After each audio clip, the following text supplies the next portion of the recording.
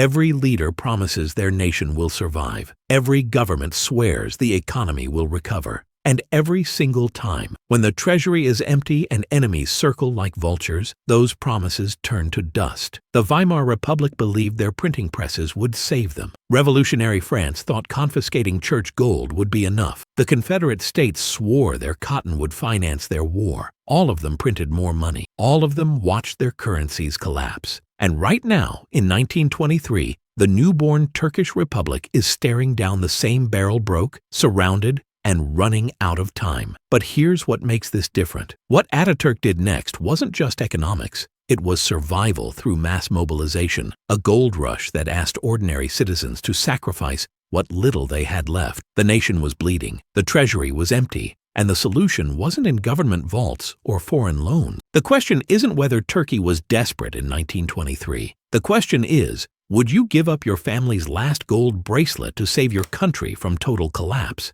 Because when a nation's treasury hits zero, it doesn't just lose its army, it loses everything. Let's start with where Turkey stood in 1923. The Ottoman Empire had just been carved up like a Thanksgiving turkey. The Treaty of Sèvres, signed in 1920, didn't just humiliate the Ottomans, it erased them. Foreign powers occupied Istanbul. Greek armies pushed deep into Anatolia. The Allies controlled the straits, and what remained of Turkish territory looked more like a reservation than a nation. But here's the key part. The Ottoman treasury? Completely bankrupt. The war had drained every last coin. Allied occupation meant no tax revenue from major ports, and the debt, crushing. Ottoman debt stood at 161 million Ottoman liras, roughly $700 million in 1923 dollars. For context, that's over $12 billion today. The numbers tell the story. Ottoman gold reserves in 1914, 40 million liras. Ottoman gold reserves in 1918, 0. War reparations demanded by allies,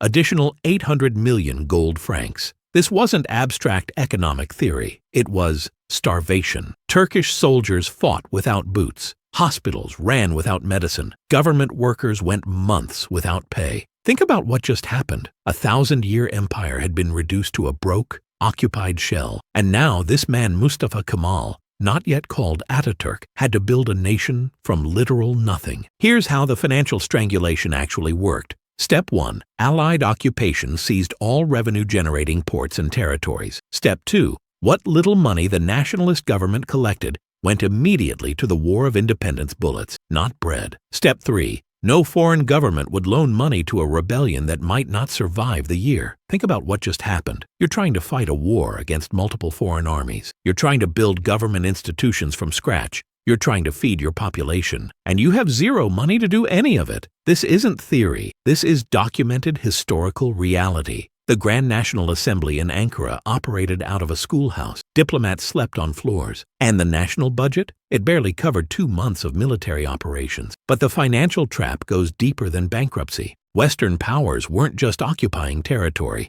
They were strangling the economic lifeline. British control of the Straits meant no Black Sea trade. French occupation of southern Anatolia cut off Syrian trade routes. Greek armies in the west severed connections to the Aegean. The scale is staggering. According to Ottoman bank records, government revenue in Ankara-controlled territory in 1920 was 87% lower than pre-war levels. Turkish lira notes issued by the nationalist government traded at a 60% discount to hard currency. World Bank historical data shows Turkey's GDP per capita had collapsed to levels not seen since the 1850s. So what can a bankrupt nation do when foreign loans won't come and the printing press only creates worthless paper? The smart leaders don't wait for miracles. They mobilize what they have. Here's what history shows actually worked. First, Ataturk launched the Gold Collection Campaign in 1920. Not through confiscation, through appeal. He asked Turkish citizens to donate gold and valuables voluntarily to fund the War of Independence. Second, he made it personal, village by village, town by town. Officials explained the choice.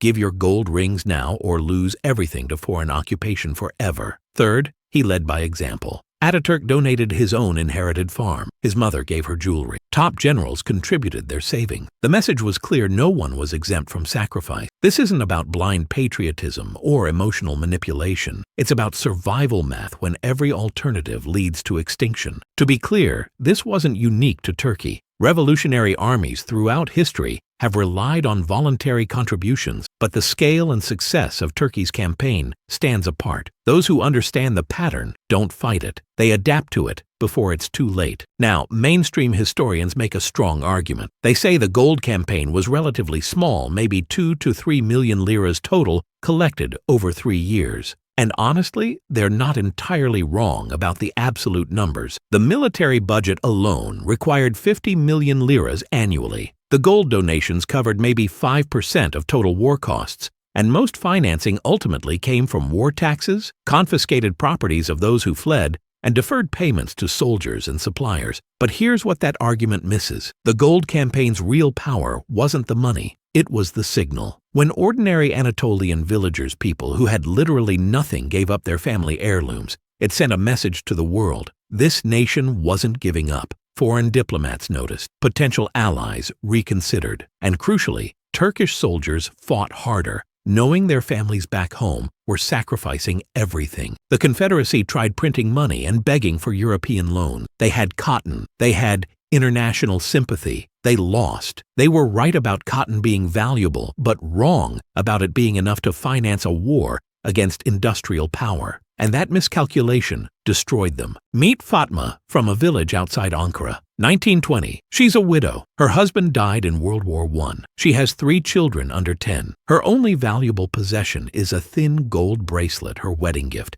The only memory of her husband she owned. When the collector comes to her village, she faces an impossible choice. Keep the bracelet and risk her children growing up under foreign occupation? Or give it up for a war effort that might fail anyway? Fatma wasn't stupid. She knew the odds. The Greek army was winning. The British controlled Istanbul. Most European newspapers predicted the Turkish nationalists would collapse within months, but she gave the bracelet anyway. Multiply Fatma by thousands, tens of thousands. Farmers giving their copper pots, shopkeepers donating silver coin, imams contributing mosque donations. The collection campaign became a mass movement not because Turks were uniquely patriotic, but because they understood the alternative. This wasn't ignorant. To be fair, 1923. Turkey isn't exactly like 1918 Germany or 1865 Confederacy. Turkey had 3 advantages those examples lacked: geographic defensibility, mountainous Anatolian interior, a charismatic military leader who won battles, Soviet Russia providing some covert support.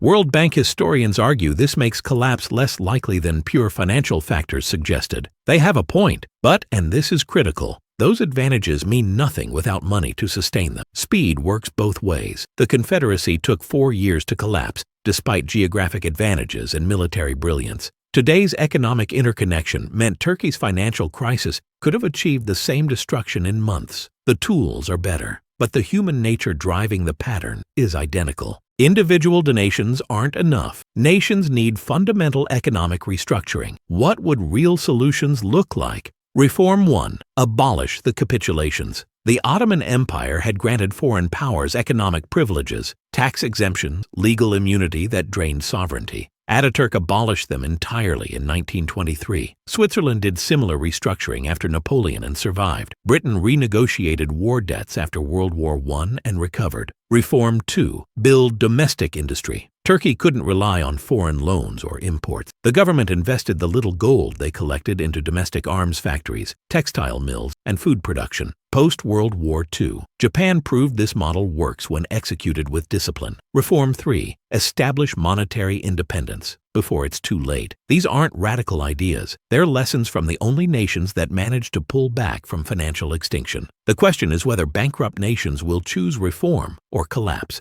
August 26, 1922. The Battle of Dumlupinar. Turkish forces smash the Greek army in what becomes known as the Great Offensive. The Greeks retreat in chaos. Within weeks, Turkish troops reach the Aegean coast. The war is essentially over. But here's the brutal truth most histories skip. That decisive battle almost didn't happen. 3 weeks before Dumlupinar, Ataturk's quartermaster reported the army had ammunition for maybe one more major engagement. If they lost, there would be no second chance. The treasury was that empty. The gold collected from citizens like Fatma, It paid for the bullets fired at Dumlupinar. It bought the boots that carried Turkish soldiers across mountains. It funded the logistics that made victory possible. Think about that. A widow's gold bracelet becomes a bullet that wins a battle that saves a nation. That's not metaphor. That's the math of survival at the edge, where we stand. The pattern is undeniable. Revolutionary France believed confiscating church gold would cover war costs. The Confederacy thought cotton exports would finance their rebellion. The Ottomans promised their empire would endure. All of them were wrong. But here's the crucial distinction. Some nations that saw the warning signs managed to pull back. Turkey reformed their entire economic system after 1923. They built state industries from nothing. They survived not by denying the pattern, but by adapting to it before collapse became inevitable. The question isn't whether financial collapse kills nations. It's whether leaders will choose reform or hope foreign loans somehow appear. What can you do? Study how nations survive when traditional economics fail. Understand that sometimes sacrifice isn't optional. Recognize when the mathematics of survival override normal rules. And systemically, build economic resilience before crisis hits, not after. The people who survive historical shifts aren't the optimists who ignore reality or the pessimists who give up. They're the realists who see clearly and act accordingly. History doesn't repeat, but it rhymes with brutal precision. Right now, we study Turkey's gold rush as history. But the pattern nations going broke, citizens sacrificing, leaders gambling everything on one last offensive, that pattern never died. Whether we learn from it determines everything. If this analysis opened your eyes to how nations survive impossible odds, hit subscribe. Because history has all the answers and we're going to need them. Check the description for full sources, Ottoman bank records, and the economic data we discussed.